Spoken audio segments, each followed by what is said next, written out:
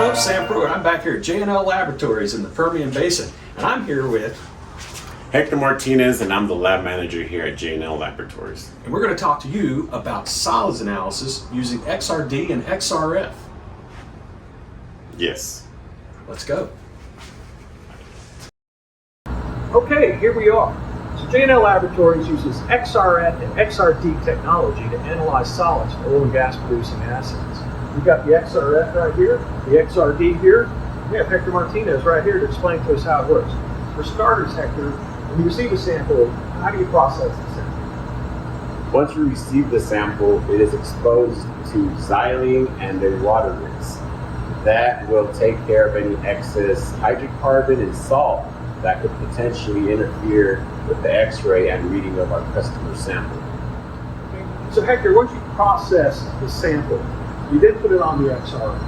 What does that data say? Once we scan our customer sample on the XRF, that gives us the elemental data, which we could use as a baseline to figure out the chemical makeup of our customer sample. I see. So does the XRF sort of narrow down the possibilities of the chemical makeup? Yes, sir. It is a very accurate instrument, and we have a very good idea going forward what is constituted in our customer's chemical makeup.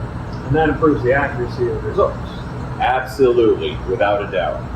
Along with our XRD and our wet chemistry methods, those three combined give us a very robust, solid analysis here at J&L Labs.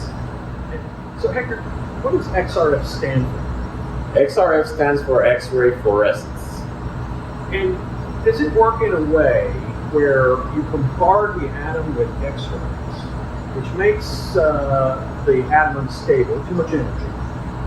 To stabilize itself, it pops off an inner loop electron. And when that happens, a photon is emitted of a particular wavelength, which the detector then analyzes against the database. Do I have that right? You have that right on. I am very surprised. And a little trivia for you. An outer loop electron then drops in to stabilize the atom, and that's the true definition of a quantum leap. Look at this guy. Okay, now for the XRD. This is the XRD, stands for X-ray diffraction. What does it do? This instrument is specialized in detecting mineralogy and crystallography in the samples that we run within it. And does this work in a way, it's kind of like a flashlight, right? You shine a flashlight at, say, a table, looks like slate. The detector up here works.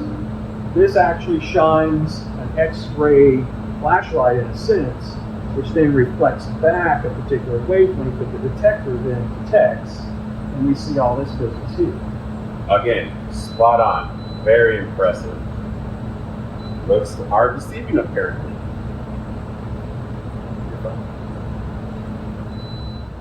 So now we have a signature developed by XRF, XRD. This looks like some of the output. How does this work in helping you identify what the solid's made of? So once we scan our customer sample, we will compare it to the database that's in our software, and that contains tens of thousands of unique graphs which are then assigned to the mineral and or crystal in our system. And is this essentially the wavelength of the Correct. the molecule? Yes, sir.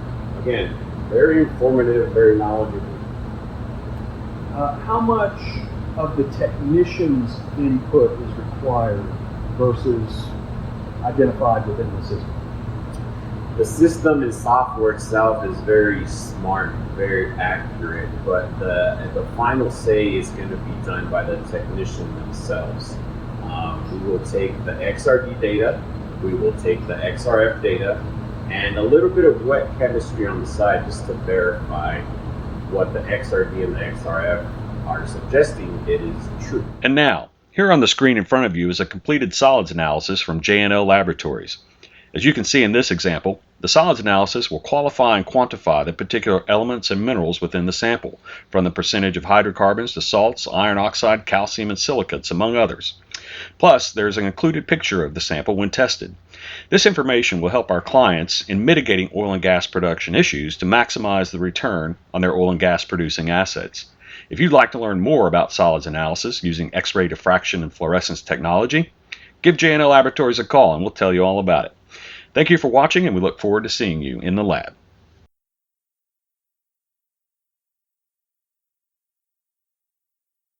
You say action. Action. Excellent work. Hey folks, Sam Pruitt. I'm back here at J&L Laboratories, here in the Permian Basin. And I'm here with... Oh, me. That's me. I thought you were going to introduce me. Got it. Cut. And action.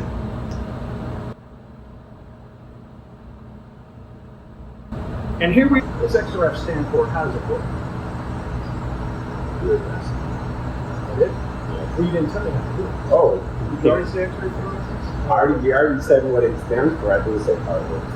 Let's start. Sorry. That's right. From the top. All right. So, Hector, what does XRF stand for? XRF stands for X-ray fluorescence. What are we going to do the next? You've been walking around with a potentially radioactive sample in your pocket? Yes, I have. Well, let's double check that. Any sample that is submitted to J&L Labs is initially scanned for radiation for the safety of our customers and ourselves.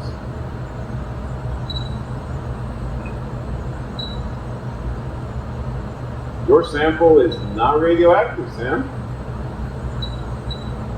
Excellent. I knew that.